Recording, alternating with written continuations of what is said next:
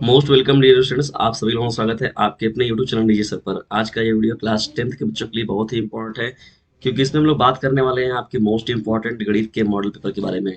तो dear students, video में अंत बने रहेगा। सभी जो प्रश्न है बहुत ही महत्वपूर्ण है और ये लेटेस्ट मॉडल पेपर है, न्यू मॉडल पेपर है और आपकी बोर्ड एग्जामिनेशन को ध्यान में रखते हुए प्रिपेयर किया गया यह मॉडल पेपर है। तो डियर स्टूडेंट्स, इस सभी जो भी प्रश्न इसमें सेलेक्ट किए गए उन सभी प्रश्नों को एक बार आप लोग देख लीजिएगा। तो चलिए स्टार्ट करते हैं आज के इस महत्वपूर्ण हम लोग सेशन को।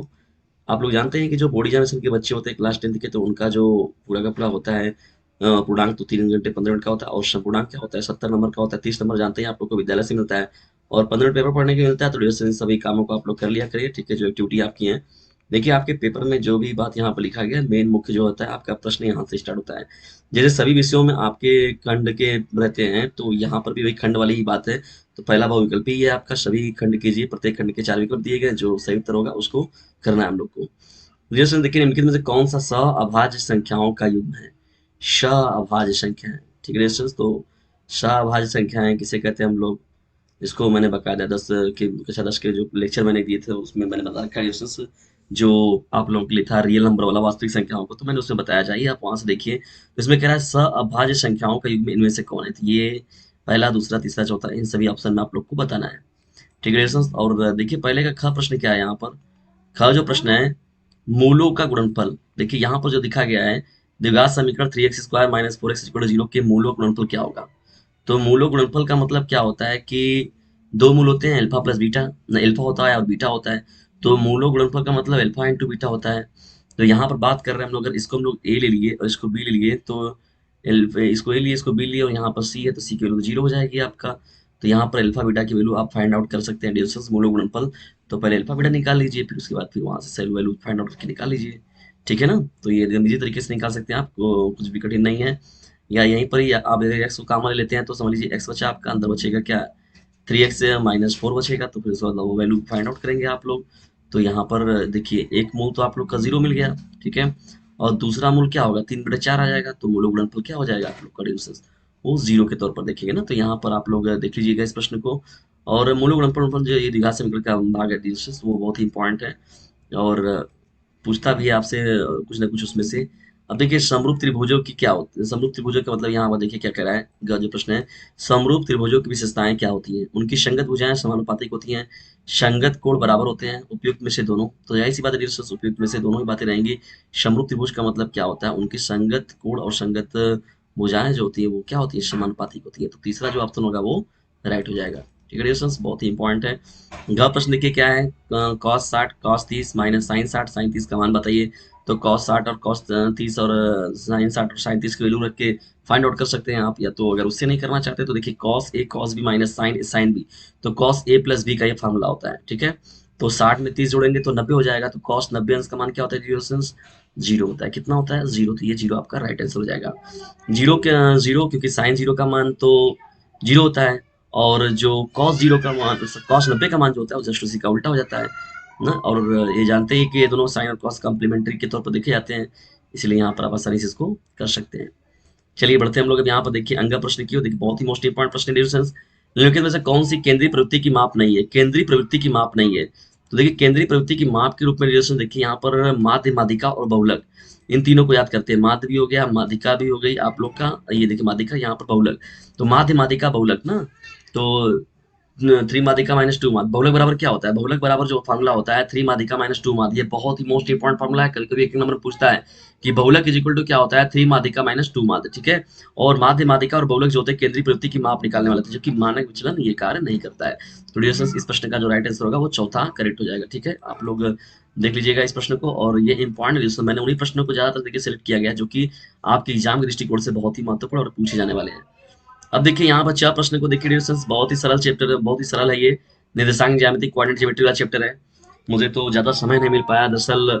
आप लोग जानते हैं कि शिक्षक का अभाव, उसके बाद फिर एडिटिंग का अभाव, फिर इसके बाद क्या करते हैं कि और क्लास 12 के बच्चों का नियमित रूप से क्लासेस देने का थोड़ा सा था, इसलिए क्लास 10th का बहुत कम वीडियोस बन पाया। लेकिन डिस्टेंस कोई बात नहीं, हम लोग अब अगले सत्र से जब पूरी पूरी व्यवस्थाओं को, सुविधाओं को पूरे बेहतर तरीके से बनाने का प्रयास करेंगे। लेकिन क्लास 9th और 10th बच्चे जो 10th में जाएँ, 11th के जो बच्चे 12th में जाएँ, तो वे लोग पर इस चैनल का लिंक जरूर शेयर कर दीजिए। और मैं सिस्टमेटिकली तरीके से आप लोग को मोस्ट इंपॉर्टेंट के साथ ही साथ मैं सिस्टम के लिए तरफ से भी आप लोग एकेडमिक तौर पर भी मैं आप लोगों को कुछ व्यवस्थाएं दूंगा ताकि मतलब आप लोग अपने एग्जाम में बेहतर कर सके। देखिए डिस्टेंस यहाँ पर आपका प्रश्न संख्या छठवां, आप देखिए ये है जो यहाँ पर दो बिंदुओं के निर्देशांक दिए गए हैं, -8 और 0 दिया गया और 0 -8 है, ठीक है। इन बिंदुओं से बने रेखाखंड के मध्य बिंदु के निर्देशांक ज्ञात कीजिए। तो मध्य बिंदु का निर्देशांक जानते हैं डिस्टेंस क्या होता है, बस कुछ नहीं, अगर ये ए है, ये x1 हो गया आपका, ये y1 हो गया, ये x2 हो गया, ये y2 हो गया। तो सीधा सीधा फार्मूला क्या होता है, x1 प्लस x2 बटे में 2 हो जाता है। तो सीधा सीधा आप लिखेंगे क्या, -8 में 0 जोड़ेंगे तो -8 आएगा, बटे में 2 करेंगे -4।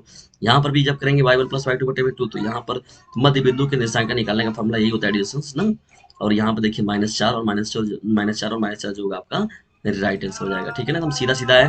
कभी कभी बहुविकल्पी में ना आपके पूछ के आपके लोगों में पूछ देता है, तो दोनों में बिल्कुल भी कंफ्यूज नहीं होने की जरूरत है, ठीक है डिस्टेंस। और ये आसानी से आपको नंबर जो है देकर चला जाता है। देखिए बहुविकल्पी हो चाहे अति लघु हो, दोनों सेम चीज होती है। सभी खंड कीजिए, ये देखिए एकदम आसान है आपका। तो दूसरे का प्रश्न है डिविजन्स क्या है, मूल देखिए ये जो प्रश्न है दूसरे का जो आपका है द्विघात समीकरण का है ना, बाइनोमियल थ्योरम की बात जो होती है। तो यहाँ पर बाइनोमियल थ्योरम तो पहले पूछ लेंगे। यहाँ पर देखिए पॉलिनोमियल्स की बात हो रही है, क्वाड्रेटिक इक्वेशन की बात हो गई। तो द्विघात समीकरण का मतलब हो गया 2x² - 4x + c + 3 = 0 का विस्तार क्या होगा। विस्तार और डिवीजन हम लोग बोलते हैं डिस्क्रिमिनेंट, बोलते हैं क्या बोलते हैं, डिस्क्रिमिनेंट ना। इसको कैपिटल डी से हम लोग डिनोट करते हैं, किससे डिनोट करते हैं, कैपिटल डी से ना। और कैपिटल डी से हम उसको डिनोट करते हैं। और ये जानते हैं कि b² - 4ac फार्मूला होता है डिस्टेंस, ये जानते हैं ना फार्मूला जो आपका। आप लोग ये सीधा सीधा फार्मूला होता है b² - 4ac ना। 4ac वाले फार्मूले पर क्या होता है, इस सवाल को वैल्यू वगैरह रख के आप सॉल्व करेंगे तो आप आसानी से इसको निकाल लेंगे। आपका यहाँ वैल्यू क्या है, 2 है, और यहाँ क्या है, -4 है, और यहाँ पे कितना है, 3 है। तो बस हल करके तुरंत हल करके फाइंड आउट कीजिए। अब जानते हैं कि ग्रेटर अगर इक्वल बराबर हो जाता है, यानी b² - 4ac = 0 हो जाता है, तो क्या होता है, वास्तविक मूल जो होते हैं बराबर होते हैं और वास्तविक होते हैं। अगर ग्रेटर हो जाता है तो भाई जाहिर सी बात है, और अगर लेस देन हो जाता है तो काल्पनिक हो जाता है। तो 3 नहीं 4 बातें हैं जो कि आपको याद रखनी है। तो यहाँ पर आप अगर वैल्यू फाइंड आउट करेंगे तो 20 की वैल्यू कितनी है, -4 है। तो यहाँ पर हो गया 4 का स्क्वायर करेंगे तो 16 हो जाएगा, -4। तो 4 तिहाई 12, 4 तिहाई क्या हो जाएगा आपका, 12 हो जाएगा। और 12 दूनी के 24 हो जाएगा। तो 16 में 24 जब घटाएंगे तो -16 में 24 तो आपका आएगा -8। तो डिस्टेंस यहाँ पर क्या हो जा रहा है, माइनस आ जा रहा है। तो माइनस आने का मतलब क्या है कि आपका जो ये डिस्क्रिमिनेंट देख लेंगे आप, तो उसके आधार पर आप लोग मूलों की प्रकृति बता देंगे, ठीक है।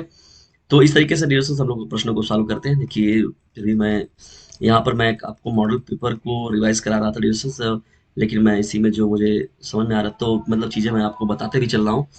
अब थोड़ी सी व्यवस्थाएं, मैथमेटिक्स को जानते हैं कि थोड़ा सा सिस्टमेटिकली तरीके से कुछ व्यवस्थाओं के हम लोग के पास अभाव रह गया, इसलिए मैंने मैथमेटिक्स की ज़्यादा चीज़ें नहीं है नहीं कर पाया मैं। लेकिन कोई बात नहीं, हम लोग अब अगले सीजन से क्या करेंगे, पूरी के पूरी इस पर विशेष रूप से और ध्यान दिया जाएगा।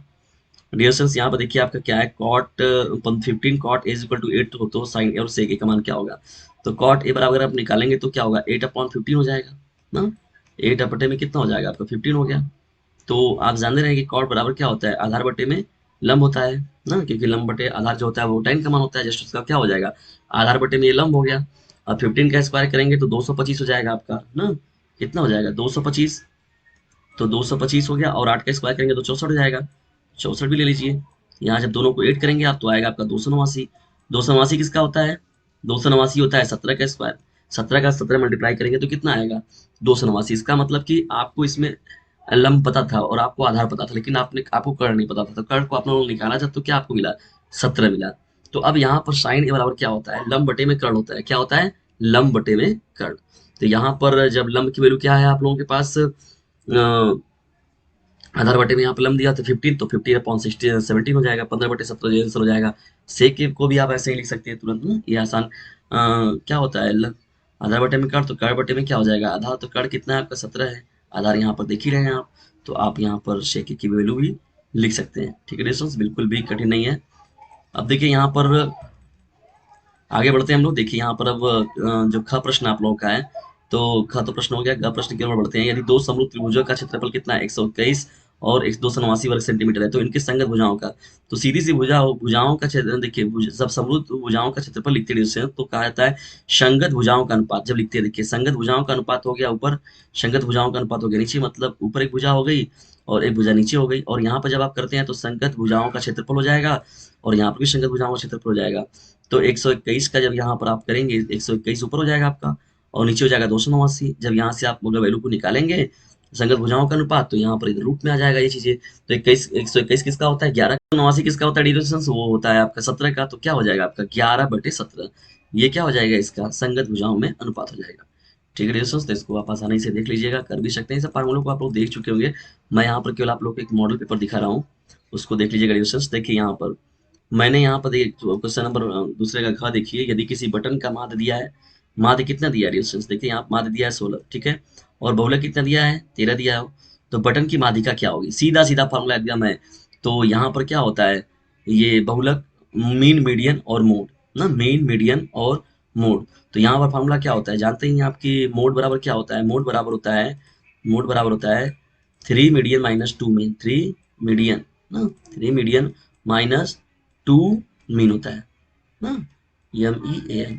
तो यहाँ पर देख रहे हैं डिस्टेंस आप लोग, तो यहाँ पर मोड दिया हुआ है, मोड कितना दिया हुआ है, से 13 दिया है, तो यहाँ पर आपको 13 रखना है। माध्य कितना दिया हुआ है, यहाँ पर आपका 16 दिया हुआ है, तो लिख लीजिए 16, और यहाँ पर 3 मीडियन है ही, 3 मीडियन माइनस मोड बराबर क्या होता है, नहीं बहुलक बराबर होता है 3 माध्यिका माइनस 2 माध्य, तो 3 माध्यिका।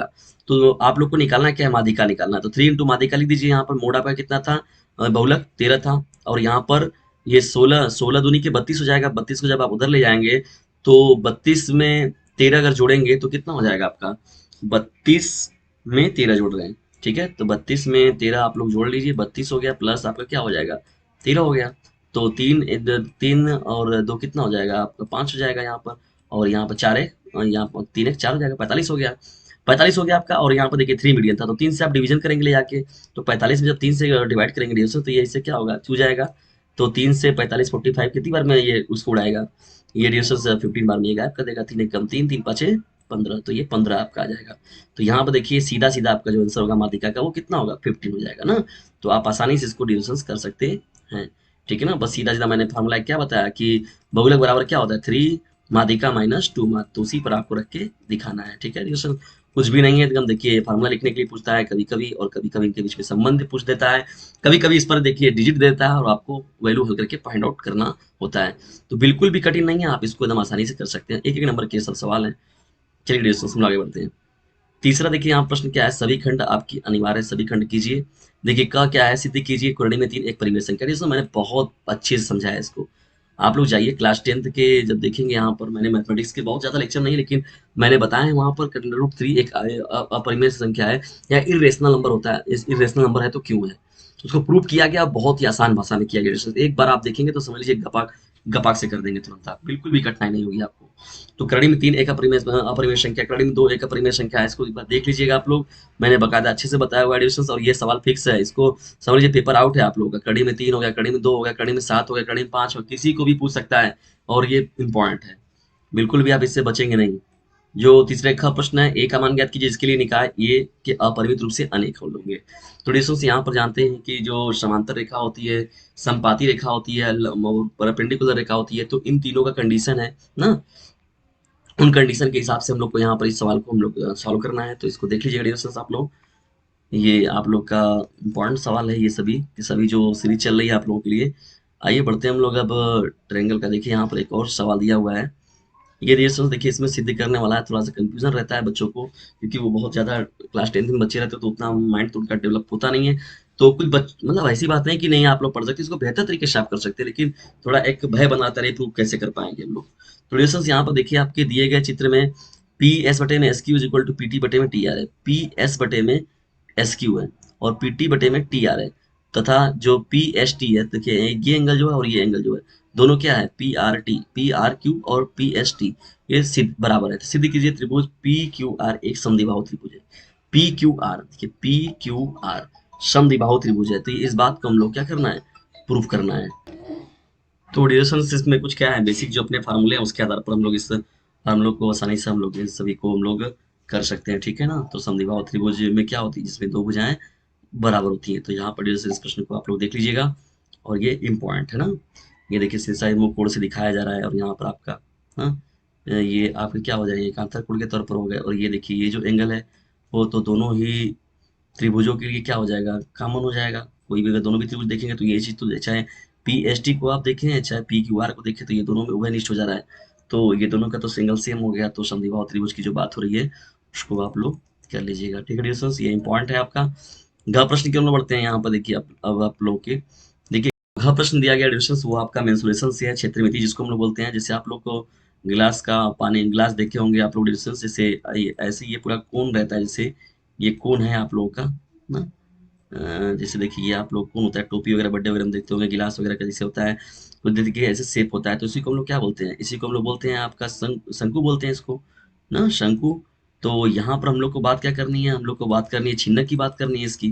तो छिन्नक का मतलब क्या होता है, छिन्नक का मतलब होता है सीधा सीधा कि अगर देखिए ये आपका अगर शंकु है ना, ये आपका शंकु अगर है तो इस शंकु को काट दीजिए।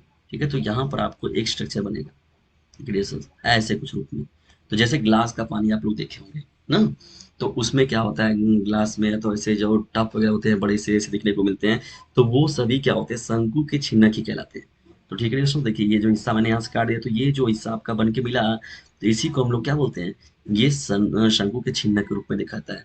तो वृत्ताकार सिरों के निर्देशांक देखिए दिए गए डिस्टेंस यहाँ पर 38 सेंटीमीटर, और यहाँ से इसका 38 मान लीजिए, यहाँ पर जो दिया गया त्रिज्या, और इसकी त्रिज्या कितनी दी हुई है, 8 सेंटीमीटर दी है। तो इसकी तिरछी ऊंचाई ज्ञात कीजिए। तो तिरछी ऊंचाई का मतलब ये जो आपका बताना है ना डिस्टेंस, तो इसको आप आसानी से फार्मूले से, बस कुछ नहीं करना रहता है, ये तो एकदम आसानी से आपका बस फार्मूले पर ले जाकर रखेंगे, तुरंत आप लोग एकदम इस सवाल का उत्तर हल करके प्राप्त कर लेंगे। बढ़ते हैं हम लोग अब चौथे प्रश्न की ओर। देखिए चौथा आप लोग का प्रश्न क्या है, सभी खंड कीजिए। 2 नंबर का है डिस्टेंस, यूक्लिड विभाजन एल्गोरिथम। यूक्लिड विभाजन एल्गोरिथम को मैंने बहुत अच्छे से समझाया डिस्टेंस क्लास 10th के बच्चों के लिए। मैथमेटिक्स के मोस्ट इंपॉर्टेंट जो लेक्चर मैंने दिया उस पर जाकर देखें, तो यूक्लिड विभाजन एल्गोरिथम को मैंने बहुत अच्छे से समझाया हुआ है, और ये कैसे वर्क करता है मैंने इसको भी बकायदा बताया हुआ है। देखिए डिस्टेंस ये एचसीएफ ज्ञात करने का बहुत ही इंपॉर्टेंट फॉर्मूला है। जैसे आप लोग डिवीजन मेथड नहीं कर रहे, तो यूक्लिड डिवीजन एल्गोरिथम बस क्या करते हैं, वो स्टेटमेंट के आधार पर वो स्टेप बाय स्टेप में 3-4 स्टेपों में जब वो क्या करते हैं, जब वो आपका जीरो खत्म होकर अंतिम में जो शेषफल रिमाइंडर क्या बचा, जब जीरो बचा है, तो जो रिमाइंडर को जीरो करे वही आपका क्या हो जाता है, एचसीएफ हो जाता है। तो यहाँ पर 272 और 1032 का आप लोग को बताना है, तो इसको आप लोग आसानी से निकाल सकते हैं।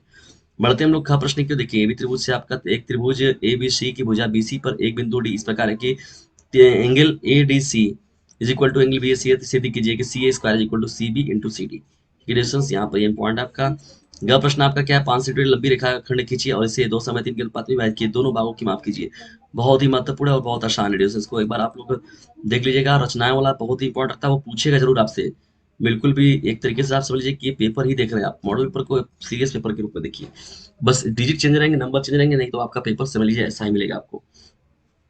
यदि cot theta is equal to 7/8 है, यहाँ 7/8 है, तो 1 plus sine theta minus 1 minus 1 plus sine theta 1 minus sine 1 plus cos theta minus 1 minus cos theta का मान क्या होगा, कॉस थीटा। तो ये वैल्यू देखें आपको तो दिया है, यहाँ से वैल्यू दिया है, तो ये आधार और लंब दिया हुआ है आपका, आधार और लंब दिया हुआ है ना, आधार बटे में लंब दिया हुआ है। आप लोग कर्ण निकाल लेंगे यहाँ से, जब कर्ण निकाल लेंगे तो यहाँ पर क्या होगा आप लोग के लिए सवाल फिर आसान हो जाएगा।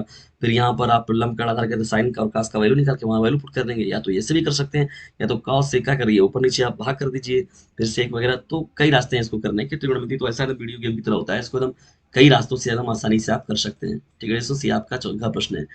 पांचवें प्रश्न की ओर बढ़ते हैं। देखिए सभी खंड कीजिए। डिस्टेंस सब बेहतर तरीके से अपना एग्जाम दीजिएगा। बिल्कुल भी मैथमेटिक्स में देखिए क्या होता है, एकाग्रता थोड़ा सा अगर आप बना लिया अपना, तो आप बेहतर तरीके से अपने एग्जाम को दे पाएंगे। अगर घबराहट वगैरह फिर ला दी तो फिर दिक्कत हो जाती है वहीं पर। आसानी से बस करते जाइए, जितना आ रहा है आप उसको करते जाइए, और साफ सफाई के साथ थोड़ा ध्यान दीजिएगा, क्योंकि मैथमेटिक्स में बड़ी गंदगी बहुत ज़्यादा हो जाती है। तो उसमें जब भी आप लोग को मिलता है, तो उसमें रफ कार्य के लिए आप जानते ही हैं कैसे आप लोग को किधर लिखना है, कैसे लिखना है, तो आप उस प्रकार से रफ कार्य कीजिए, और रफ कार्य करने के बाद उसको क्रॉस भी कर दिया जाता है, ठीक है, ताकि लगे कि वो कट कर दिए हैं आपने उसको। देखिए दो क्रमागत धनात्मक पूर्णांक ज्ञात कीजिए जिनके वर्गों का योगफल कितना है, 365 है। तो क्रमागत का मतलब क्या होता है, क्रमागत का मतलब जैसे कोई क्रम में आगे आ रही है संख्या, जैसे 2 है तो 2 के बाद 3 आएगा, 4 है तो फिर 5 आएगा। तो क्रमागत सम संख्या, क्रमागत विषम संख्या। अगर केवल क्रमागत कहें, जैसे हम लोग कोई संख्या नहीं जान रहे हैं, तो 1 के बाद 2 आ रहा है, 2 के बाद 3 आ रहा है, तो कैसे आ रहा है, एक सब में ऐड कर रहे हैं, तो हम लोग नंबर को नहीं जानते तो एक्स जोड़ते हैं। जब तुम एक्स में अगर 1 जोड़ दे, तो x x plus 1, x plus 2, x plus 3, x plus 4, तो ऐसे क्या होता है, हम लोग क्रमागत में आगे मिलता जाता है, तो इसको आप मान लीजिएगा। लेकिन अगर सम अगर आपसे पूछे तो 2x, तो ये जान रहे 2x plus 2, 2x plus 4, 2x plus ना 6। आप जान रहे हैं कि 2x तो आपका ये इवन नंबर दे रहा है, सम संख्या तो दे रही है, लेकिन हमको विषम बनाना, तो 2x plus 1, 2x plus 3, 2x plus 5, ऐसे आप मान लीजिए। तो क्रमागत अगर अगर आपसे विषम पूछे, धन सम पूछे, या तो क्रमागत धन पूर्णांक पूछे, तो आप उसको आसानी से कर सकते हैं। ठीक है डिस्टेंस, इस प्रकार से मैंने देखिए यहाँ पर बताने का आपको प्रयास किया है, इसको आप लोग एक बार ध्यान रखिएगा इस बात को। पांचवें ख प्रश्न की ओर बढ़ते हैं। देखिए बिंदु दिया है, बिंदु दिया हुआ डिस्टेंस से आप -4 -6 -4 6 बिंदु -6 10 और बी जो दिया गया है 3 -4 को जोड़ने वाले रेखाखंड को किस अनुपात में विभाजित करता है। तो ये डिस्टेंस जो विभाजन वाला फार्मूला नहीं है आप लोगों का, वो याद रखिएगा। X bar is equal to क्या होता है, m1 या क्या, m1 x2 + m2 x1 बटे में m1 + m2 ना। उसके आधार पर आप लोग इसको सवाल को देखिए करना है हम लोग को, किस अनुपात में विभाजित करना है। तो अनुपात के रूप में अगर नहीं दिया रहता तो आप लोग उसको मान लेते हैं कि के संबंध एक के अनुपात में विभाजित करता है, तो उसके आधार पर भी आप इसको कर सकते हैं ना। और यहाँ पर ये आसान है, एक्स बार और वाई बार का मान में दिया, ये x1 y1 हो गया, x2 y2 हो गया। तो इस सवाल को आसानी से किस नाम हल कर लीजिए। बढ़ते हैं घ प्रश्न की ओर। देखिए आपका ग प्रश्न क्या दिया है, पांचवें का ग। त्रिज्या 4.2 सेंटीमीटर वाला धातु के गोले को पिघलाकर 6 सेंटीमीटर त्रिज्या वाले एक बेलन के रूप में ढाला गया। बेलन की ऊंचाई ज्ञात कीजिए। तो देखिए पिघलाने और गलाने की बात हो रही है यहाँ पर, तो जाहिर सी बात है दोनों का एक तरीके से आयतन हो गया। तो दोनों का आयतन निकाल लीजिए डिस्टेंस और उसको इक्वल कर दीजिए। तो बेलन के ऊंचाई जो होगी वो आप लोग को अच्छे से आप उसको आप फाइंड आउट कर लेंगे, ठीक है ना। एकदम आसान है, बिल्कुल भी कठिन नहीं है। 4 नंबर एकदम आप एकदम आसानी से अपने लिए बटोर लेंगे, समझ लीजिए। तो थोड़ा प्रयास करिए, आप पहले भी इसको देख चुके होंगे इन सभी सवालों को। निम्नलिखित सारणियों में देखिए क्या करना है आपको, माध्य माध्य साक्षरता दर बताना है हम लोग को ना, माध्य साक्षरता दर। तो यहाँ पर माध्य साक्षरता दर के रूप में देखिए यहाँ पर साक्षरता दर दिया है, नगरों की संख्या दी हुई है। तो ये डाटा दिया गया डिस्टेंस, इसके आधार पर आप लोग को माध्य निकालना है। सीधा सीधा फार्मूला जो होता है इसको, इसके बेस पर आप इसको कर लेंगे। माध्य माध्यिका बहुलक बहुलक पर आधारित कोई ना कोई प्रश्न आपको मिलता जरूर है, डाटा दिया रहता है उसको फिर करना होता है। छठवां प्रश्न है हम लोग का, इसमें देखिए 4 नंबर का ही का प्रश्न जो दिया गया, दो संख्याओं के वर्गों का अंतर 180 है, छोटी संख्या बड़ी संख्या का 8 गुना है, दोनों संख्याएं ज्ञात कीजिए। तो सीधी दो छोटी संख्या का वर्ग बड़ी संख्या का 8 गुना है। तो बस थोड़ा सा कॉन्सेप्ट आप क्लियर कर रखेंगे अपना, तो इसका हम आसानी से बस बना के स्टेटमेंट, दो संख्याओं के वर्गों का अंतर, बस तुरंत सवाल को हल कर लेंगे। बिल्कुल भी सब कठिन नहीं है डिस्कस, कुछ आप लोग किए होंगे। मैं देखिए प्रैक्टिकल जो आपको मॉडल पेपर मिलता है ऐसा ही देखने को मिलेगा डिस्टेंस। जो ख प्रश्न देखिए आपका क्या है, दी गई आकृति में छायांकित वर्ग का क्षेत्रफल ज्ञात कीजिए ABCD। ये देखिए वर्ग दिया हुआ है आपका, देखिए ये चीज है ना। तो ये यहाँ से यहाँ तक जो हो गया आपका, ये तो पूरा टोटल 14 हो गया। 14 हो गया, अगर काटेंगे तो यहाँ पर एक 7 हो जाएगा। जब एक 7 हो जाएगा तो फिर अगर आप अगर देखेंगे तो 3.5 हो जाएगा। इसका मतलब एक गोले की त्रिज्या कितनी हो गई, 3.5 हो गई, 3.5 हो गया सेंटीमीटर। यानी यहाँ से यहाँ तक देखा आपने तो 3.5 हो गया। जब आप निकाल लेंगे इसको इसको इसको इसको क्षेत्रफल जो है, और इस पूरे का क्षेत्रफल, वर्ग का क्षेत्रफल तो आप जानते हैं भुजा स्क्वायर होता है। तो भुजा स्क्वायर को निकाल लिया और इस सभी को निकाल के 4 का मल्टी किसी एक का निकाल के 4 का मल्टीप्लाई कर दीजिए। और पूरे में से पूरे वर्ग वाले में से इसको वृत्त वाले को घटा दीजिए। आपका गपाक श्रेणी जो होगा उत्तर निकल कर चला आएगा। थोड़ा सा कट उट करना होगा आपका, धीरे धीरे थोड़ा सा खिचड़ी पकाना होगा, आप सरल करके आसानी से उत्तर प्राप्त कर लेंगे। चलिए बढ़ते हैं हम लोग आगे और देखते हैं प्रश्नों को। यहाँ पर आपके ग प्रश्न देखिए डिस्टेंस, यहाँ पर जो आपका छठवां का है, 4 सेंटीमीटर त्रिज्या के एक वृत्त पर 6 सेंटीमीटर त्रिज्या के एक केंद्रीय वृत्त के किसी बिंदु से स्पर्श रेखा की रचना कीजिए, उसकी लंबाई भी माप कीजिए। बहुत आसान है डिस्टेंस, केंद्रीय वृत्त खींचना तो सबसे सरल होता है, और 4 नंबर आपको मिल रहा है। थोड़ा सा वृत्त आप बस चिर रबड़ प्रकार लीजिए, बनाइए गप से नहीं, और थोड़ा सा रचना लिख दीजिए 4-5 लाइनों का, और 4 नंबर अपने लिए सेव करके रख लीजिए। और ये फिक्स नंबर रहता है, मिलता है पूरा का पूरा। गणित में तो जानते ही आप लोग की मार्जिन नंबर मतलब पूरा का पूरा दिया जाता है नंबर। छह डिविजन्स यहाँ पर देखिए, जो घ प्रश्न है आपका, किसी स्कूल की कक्षा एक्स की कक्षा 10th यहाँ पर क्या गया है 10, तो 51 लड़कियों की ऊंचाइयों का एक सर्वेक्षण किया गया और उस निम्नलिखित आंकड़ों को प्राप्त किया गया। माध्यक देखिए, माध्य माध्यिका, माध्यिका की बात आ गई यहाँ पर। अब माध्यक है तो माध्यिका डाटा दिया गया, आप लोग को हल करके निकालना है। ठीक है डिविजन्स, बिल्कुल भी कंफ्यूज मत होइए, ये एकदम आसानी से आप इसको कर जाएंगे, ठीक है।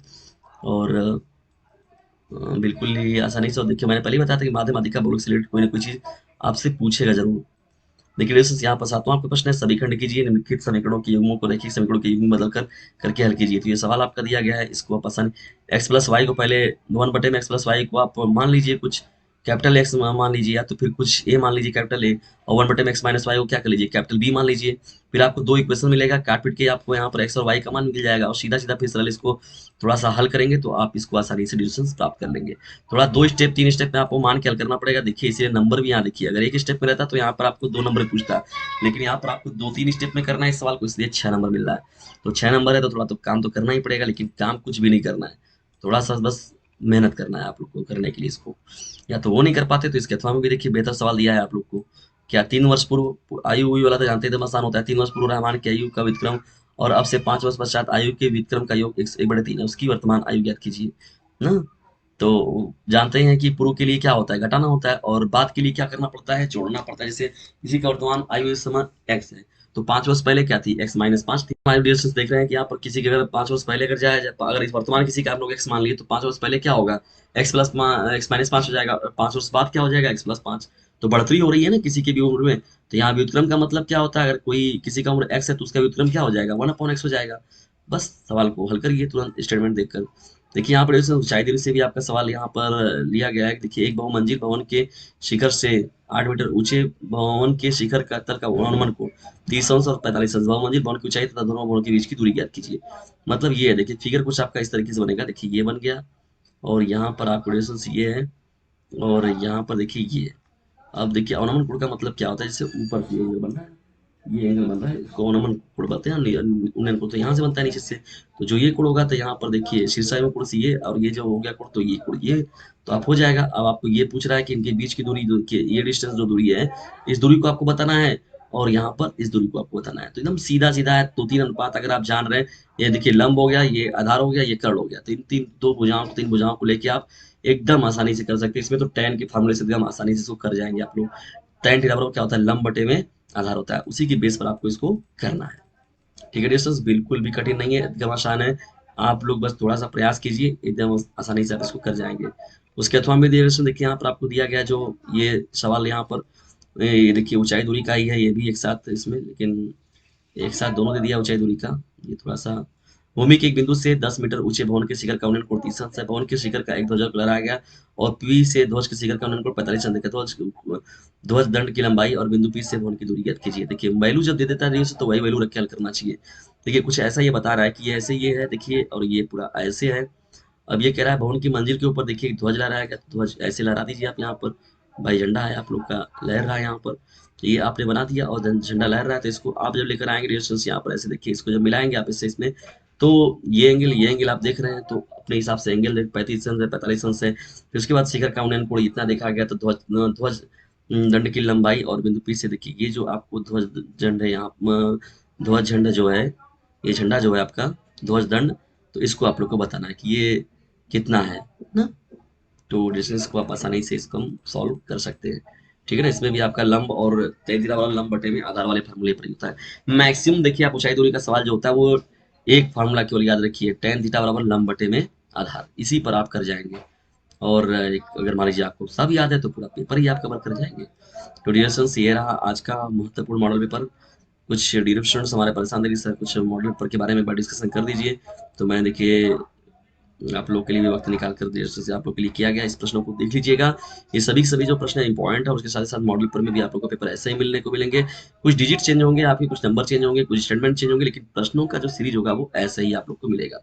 तो डियर आज का ये महत्वपूर्ण सेशन आपको कैसा लगा, इसके बारे में कमेंट बॉक्स में जरूर बताएं, और यदि वीडियो थोड़ा सा भी आप लोग को हेल्पफुल लगा तो please like share and subscribe. ठीक है डियर, तो ज़्यादा से ज़्यादा जुड़िए। अब इस बार तो क्लास 10th के बच्चे हम लोग के पास ज़्यादा नहीं, लेकिन इस बार जब बोर्ड एग्जामिनेशन होगा आपकी बार बोर्ड पर, तो उसमें क्लास 10th के बच्चों पर भी बहुत बेहतरीन तरीके से वर्क किया जाएगा। तो डियर स्टूडेंट्स इतना काम जरूर करें कि इसे शेयर जरूर कीजिए। जल्दी मिलते हैं हम लोग नेक्स्ट वीडियो में, तब तक के लिए टेक केयर, गुड बाय, जय हिंद जय भारत।